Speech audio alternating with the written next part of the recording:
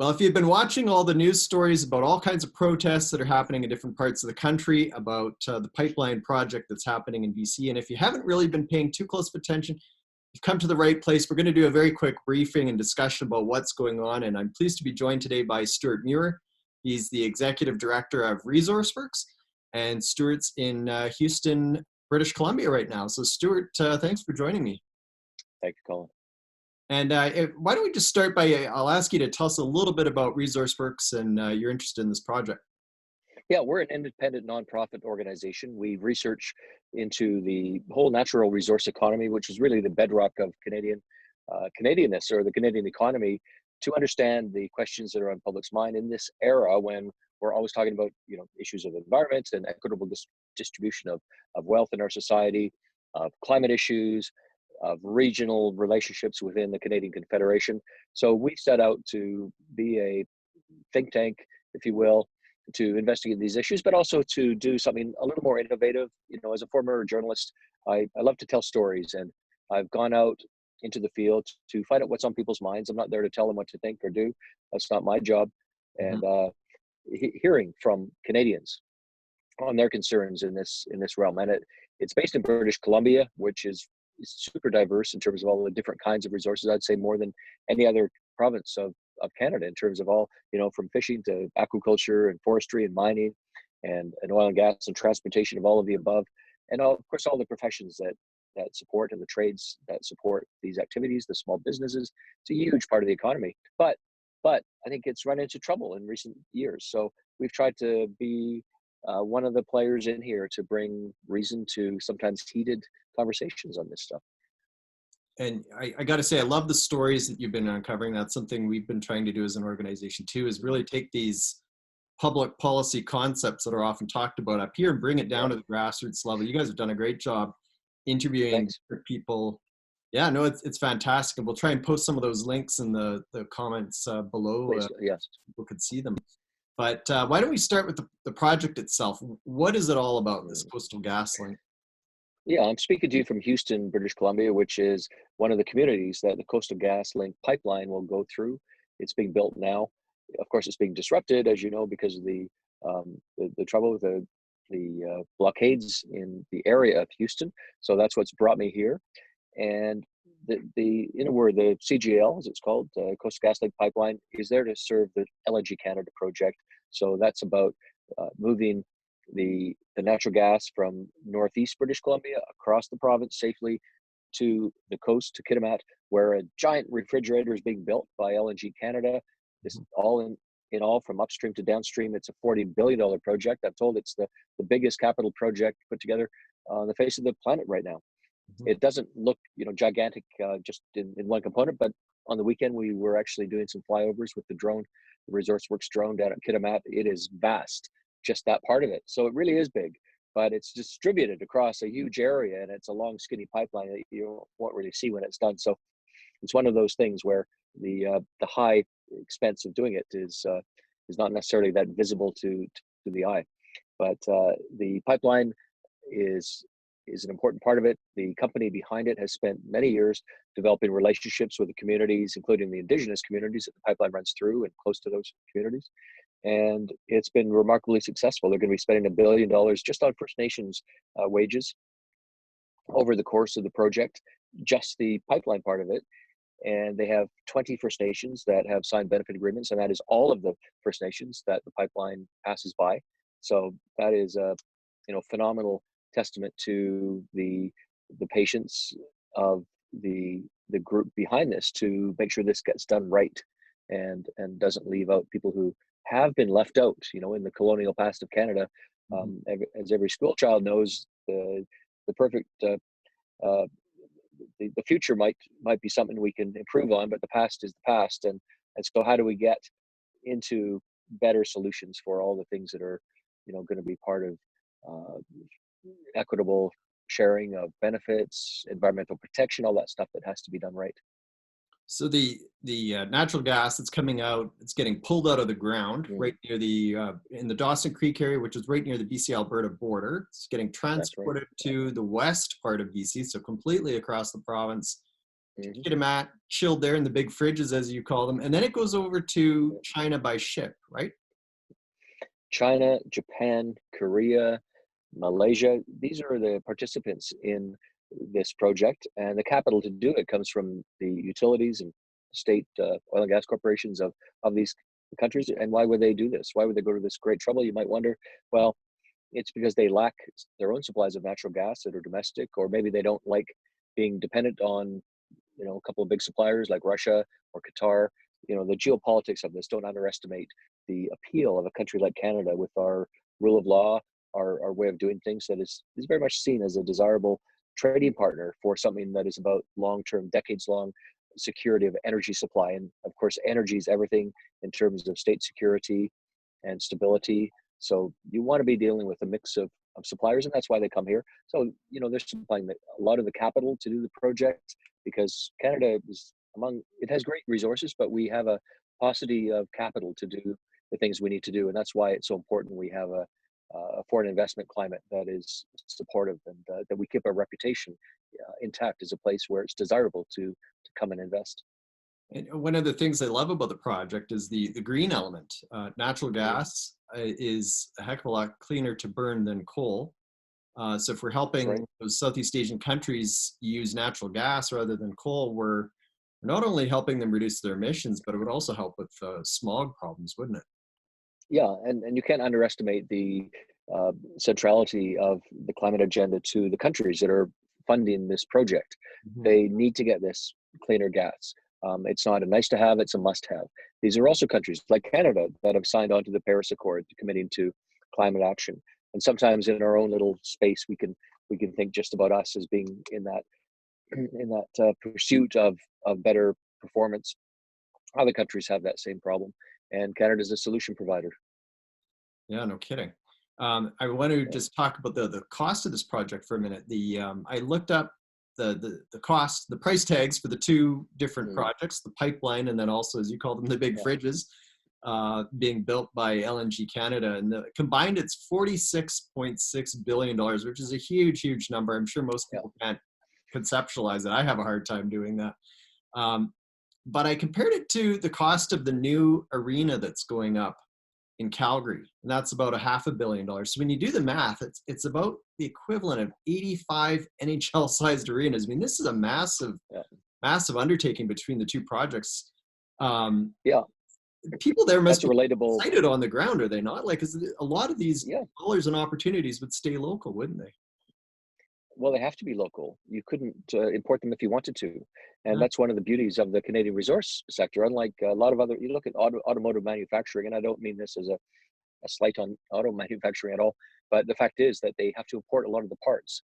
When they make a car in Canada, well, they're importing that engine from somewhere, and the transmission and pieces, and then we put it together here, and we make some. There's good activity in the economy from that, but there's nothing like the export of resources to create the benefits of the exploration. You got to find the resources. You have to develop plans to extract the resources. Then you have to extract the resources. Then you have to process initially.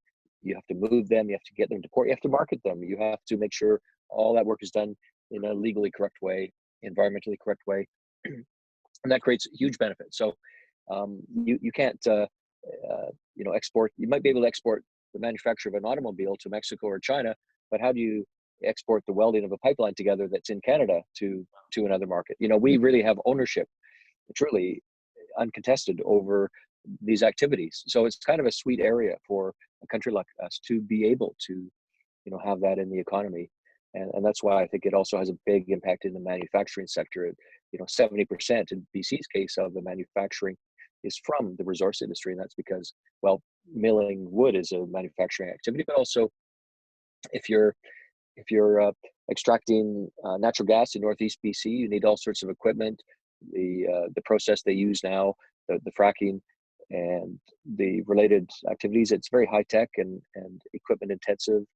It has to be the latest because companies are very competitive. It's internationally competitive, so you can't be slinging the old hardware around. It's got to be, the new stuff. You need the expertise and the technologies to make sure it's efficient and also meets the requirements of the regulators, which are extremely challenging to do because they're always being tightened up, which is a good thing. I think we should be pleased about that.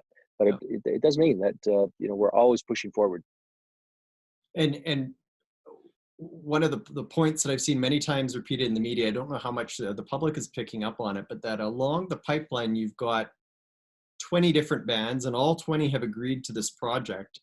A cynic might say, okay, well, that's just the leadership. But we talked about it right at the beginning, you're on the ground, you're going to these different communities, you're talking to people. What are you hearing at the grassroots level? Are there any stories that really stick out in your mind?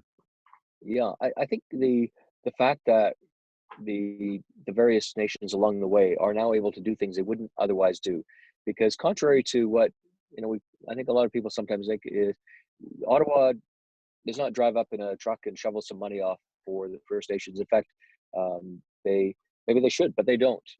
There just isn't money enough to go around to deliver all the things that communities need. And when you're a remote First Nation and you want to improve your water supply, well, we know all about that, right? Safe drinking water. It's very challenging to do that. Education, healthcare. One thing I hear over and over is training for the youth, because that's one of the biggest social problems in Indigenous governance right now is getting the young people on a path to have that paycheck that will keep them on a good path, to have some pride in their work, to be able to move into raising a family and this stuff in a successful way. The social stresses of Indigenous life in Canada mean that Indigenous people are so far below the quality of life index of non-Indigenous Canadians. And how can this be in 2020? How can this be allowed? In the past we've seen the interventionist approach, where missionaries and residential schools are a solution imposed by outsiders. Well, I think it's really the era in which everyone needs to step back in so many different ways, but also in an enabling way. I think by letting First Nations figure out what they want. I spoke to one business leader who's from the local area and Indigenous, who really just wanted to enjoy through the community, which he helps to, as part of the governance of, to have the freedom where it's not the government saying, here's a check, you have to do this, this, and this with the check. And that's really the thing that I think is missing. So here's these deals with the pipeline company where the communities can do what they want with them and no one's telling them. They make the decision. I was up in Wetsuweten, which is the largest of the Wetsuweten communities this morning, and admiring their training program. I mean, they're really getting the youth out to get trained for all kinds of different things. Example, as cooks and chefs to be part of the construction camp. And you might say, I've heard, well, that project will be over. What are they going to do then? These are short-term jobs. Who wants them? Well, here's the thing that I hear from the local leaders. It's these are training opportunities. So yeah, you work 2, 3, 4, 5 years in the construction camp, but then you're a journeyman. You've got your ticket and you've been able to get your other tickets. If you're in the technical areas where, you need multiple tickets and certifications and you're always upgrading, you're able to do that in the employ of a big mega project like this, that has got like 10,000 people working for it. And so afterwards, the world is really your oyster. People can go where they want to go and do what they want to do and have, what comes from having a journeyman or, other accredited status in life. So that's really what I hear over and over, that the elders and the business leaders and the elected leaders would like to see. Yeah, and it's experience too. Oh yeah, I bet, right? Because you're talking about, yes, you're getting your ticket, but you're also being able to say to a future employer, well, here's the experience. I worked on this project, and you get a reference out of it and all that. That's exactly what I've heard, Colin. Yeah. So what if the project, if hypothetically speaking, if it wasn't going ahead right now, what would these young people be facing? Well, I think the remote communities where the barriers to training, education, employment are driven by location. So if you're far away from a regional service center or a city, where do you go to school? How do you get to school? Do you have a driver's license? If you have a driver's license, do you have a car? It sounds like a small thing, but believe me, it's not. We met with a driving instructor in the community of the Hazeltons near near the First Nations village of Kispiox, pretty remote place. And what they're trying to do there is let people get their driver's training. Mm. Just a class 5, as we say in BC, a regular one. That's a start, but you can move into the commercial classes and get your class 4 and continue to move up and upgrade into the different, qualifications for what have you. And that's so empowering because it means that a person can be mobile. We take it for granted. If you're in downtown Toronto, how many options do you have to go from A to B? Yeah. If you're in Kispiox, well, you're walking if you're not driving. Yeah. And that's sadly the prison that so many people find themselves in an economic sense. A beautiful community, place where they want to be, where their culture is being nurtured back to life. A lot of the language issues, passing on the indigenous language is just so important to an intact and healthy community, because the culture is the language. The words, the ideas in that language are the culture. And so the elders grieve when they don't see the language being passed along. Just before meeting you for this call, I met with an elder from the community here, and this is a matrilineal society, and that means the women are the ones who really have a certain authority in it. But in the case of the blockade of the pipeline, it seems like it's only men. And a lot of people are asking, what's happened to the matriarchs, the women of this community? How have they been shouldered aside? I think this is where you get into some of the other issues. I don't think we have time for all of them in the length of this segment, but I think it creates both hope, but it's also troubling when you see the ways that outsiders are using the cultural ways of this proud 10,000-year-old culture for their own purposes that have nothing to do with sharing prosperity with people who live in such places.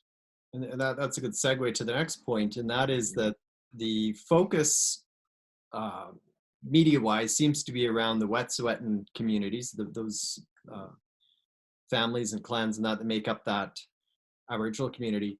That band said yes to this project, and yet we're hearing people saying, well, we're going to stand with those people in that, which is suggesting the community doesn't support the project. So you've got the two messages that are coming out, that the community does and doesn't support the project. You've been to that community. What are you hearing at the ground level from the people there? Yeah, I think there's a lot of people unhappy that their good name of the Wet'suwet'en is being used by people marching through downtown Toronto, Vancouver with these signs, Wet'suwet'en free or strong. Yeah. They're looking at that and saying, well, you people carrying that sign, you're not Wet'suwet'en. What are you doing in our business? Yeah. And even, if we agreed with that, which we don't, it's culturally offensive for you to appropriate our voice. And, why is this happening? So I think one of the other things I heard from the matriarch I was just interviewing was, you have to stop doing this. It's offensive to us. This is a culture built on an intricate code of respect that has survived for 10,000 years. And when you do this kind of thing, you are creating cultural harm and pain that those people with their banners on the streets seem not to acknowledge or understand, which is incredibly disrespectful. And anyone who sees their teenager running out the door, mom, dad, I'm going down to the Wet'suwet'en rally, I would suggest they get a nudge to let them know that they're actually creating real pain and cultural trauma by doing this. I mean, have your opinions, get out there and talk about issues that are important, but to borrow the identity of Wet'suwet'en is causing real trouble among the elders, the hereditary chiefs I've talked to, the elected chiefs, and just regular working folks. So is it fair to say then that the majority that you're aware of in that community is supportive of this project? Yeah, I think they're, if not outright supportive, they're indifferent or on the fence. And one thing about a relatively small community, I think it's 13,000 people in all, distributed around 6 different villages. The largest, it's only 3,000 people, and everyone knows each other. There's a lot of like 2 degrees or 1 degree of separation, and so what I found is that they're in the code of respect that is so important to Wet'suweten culture. It's not really the thing to call out your relative who's on the other side of an issue. So it's a quiet thing, and people don't want to be, out there shaming their people, but they also dislike outsiders who are coming in, who see the Wet'suweten identity as something that they can leverage for political policy gains. They want to stop pipelines. We want to limit natural gas because we don't like um, to see other countries adopt a clean fuel. I don't understand that personally, but they have some policy agenda, and they're saying we think the public will be sympathetic about the plight of a rural First Nation, so we're just going to start using their name and pretend that we're them, and we're going to bring in some actual individuals from that First Nation who can, purport to speak for everybody. But I've been in this valley for 10 days. I've been actually doing this work for 2 years in this region because I wanted to understand what's really going on. And I can't find all those people against it. Sure, there's some. I mean, it's a diverse point of view, but mostly what I hear is we would like to be able to find ways to keep our culture intact and our language intact. And the way to do that's accessible to us is to have jobs and revenue. And you had mentioned this before when I approached you about doing the interview, but there were a couple opponents of the project in the Wet'suweten community that ran for public office, and they were not successful. Is that correct? Yeah. I think if people are looking to validate this claim that you hear me making, that there is strong support, I think there's two ways to do that. One, I mean, they're both not a complete answer, and I'm afraid I don't have that, complete answer. Do we have that on any issue? From what team you support to important national issues. I don't think we do. But in this case, the First Nations consulted amongst themselves at the time that the Coastal GasLink pipeline was coming through and doing its engagement to figure out where they were going to find support. And 20 First Nations unanimous support along the corridor of the pipeline. Pretty good result. Talking to one First Nation as an example, one of the Wet'suweten people that is further to the east in this, it could take about 2 hours to drive from one end to the other of Wet'suweten space on the highway. And I asked, what's the level of support here? And they said, well, we documented 70% when we asked members back at the time that the agreement was brought forward. Another community up in Wet'suweten, which is closer to the northern extreme of it, that was said to be 87%. And in some cases it was recorded. In some cases it's more public and not public. The second thing is that, of course, bands are democratically elected, just like our city councils in any Canadian community. And every couple of years, it's typically a shorter cycle of elections for First Nations. Don't ask me why, but every 2 years, in many cases, not all. And that means that you have to go to the people for a mandate, pretty often. And most recently in Wet'suweten, when they had their local band elections, two of the hereditary chiefs who are out there opposing the Coastal GasLink in alliance with a whole bunch of environmental backers, they ran for office. They put their name on the ballot to become councillors of the Wet'suweten First Nation, and they failed to win enough votes to sit on that council. So I think there are those who see that as another validating point as to the existence of a genuine mandate to have this relationship with a successful pipeline project. I would certainly think that if there was a very large amount of opposition to that project, then there would have been enough pressure on the elected members of that community to not support the project. And when there's this map that you see on social media, it shows the pipeline, and there's all these little green dots of all the communities, and those are all ones that said yes. And you think there'd be a big red one if the community didn't. Not even one. Yeah. Just on your point about the environmentalists kind of pairing with some of the people in the community that do oppose it. We've seen this in the news a lot. Vivian Krause has done a ton of research looking into money coming in from outside of Canada to fund environmentalists to oppose natural resource development in Canada. They're opposing this pipeline. They're opposing different projects in the country, particularly oil and gas. Have you seen any evidence that money from abroad is funding some of these protests that we're seeing in the country? Yeah, there's plenty of evidence. I recently wrote an article about one of the prominent long-term uh, protesters against pretty much anything to do with resource development in BC. She got what they called an award of $2 million from a U.S. foundation. Mhm. Um, it was set up and presented as, here's an achievement award. We're giving you, you're so great. We're going to give you $2 million. When you look a little bit closer on it, you discover that, and someone's actually written a book about this quite recently in the U.S. There's a trend towards lower transparency for how this gets funded. If Yeah. you're afraid of Vivian Krause coming after your accounting, your your reports, get creative and find a way to get that money to into the hands of those who want to do, have action taken with it. Get creative. Give them an award. Here you go. Check for $2 million because you're our hero. Yeah. And then that funds, what used to be the more conventional funds. So it's claimed in a recent book. I named the title in the article I wrote, and I don't have it in front of mine. And this came, I noted when I read into the award details. It said it came with also strategy, public relations, other support for activities that you might do with this money. So what really they're saying is, we're giving you not $2 million, we're giving you a blank check. We're not even specifying how much that additional strategy research from, Yeah. San Francisco, NGOs, environmental non-governmental organizations. We're not even putting a number on it, so no one really knows. There's no.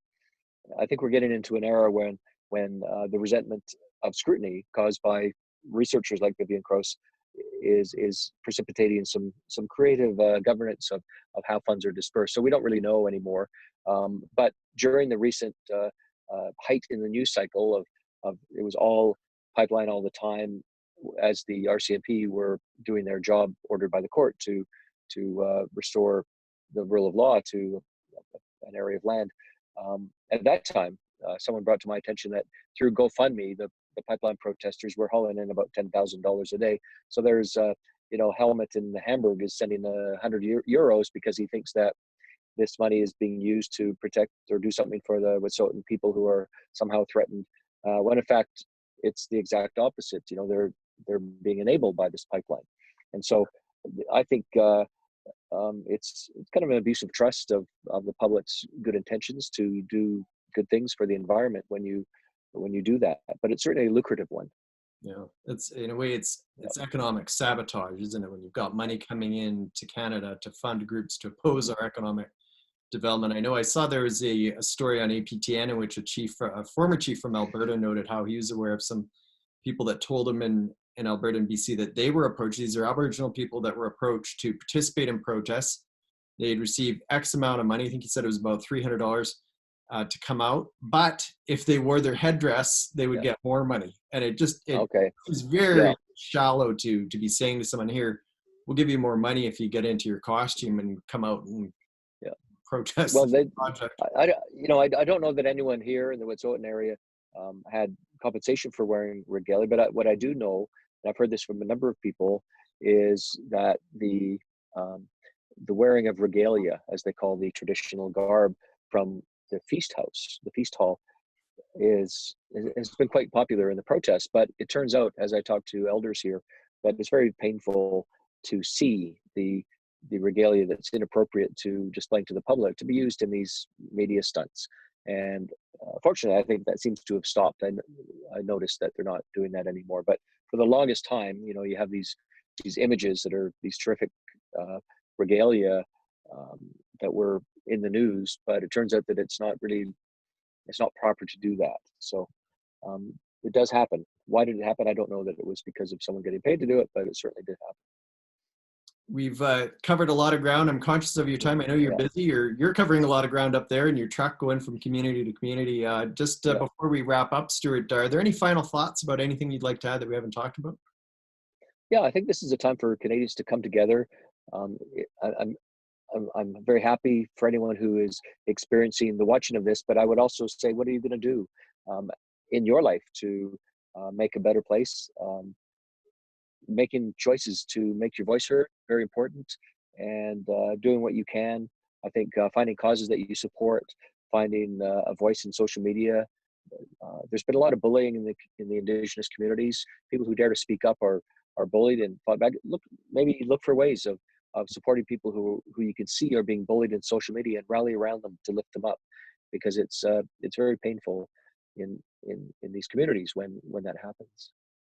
Well, thank you. I think that's a good idea, as people should be aware of sending someone a nice note to say thanks for speaking up, and I appreciate your voice and sharing your story and that, because we are seeing a lot of that. I mean, as I mentioned in the beginning, you guys have been doing a great job of highlighting grassroots stories. We're seeing other band members and non-band members too speaking up and saying, hey, this is all the way. to me. So just finally, if people want to learn more about ResourceWorks, where can they go? Well, right now, because I'm on the move a lot, a really simple way is to follow me on Twitter if you're into that, SJ Muir, M-U-I-R. And I'm posting videos and things like that. We also have a website, resourceworks.com, or on Facebook, ResourceWorks, and you can find our stuff there. All right. Well, listen, thanks again. I really appreciate your time, and keep up the great work out there. And we'll look forward to seeing more of the stories that you're bringing to light. Look forward to it. Thanks. Thanks, Stuart.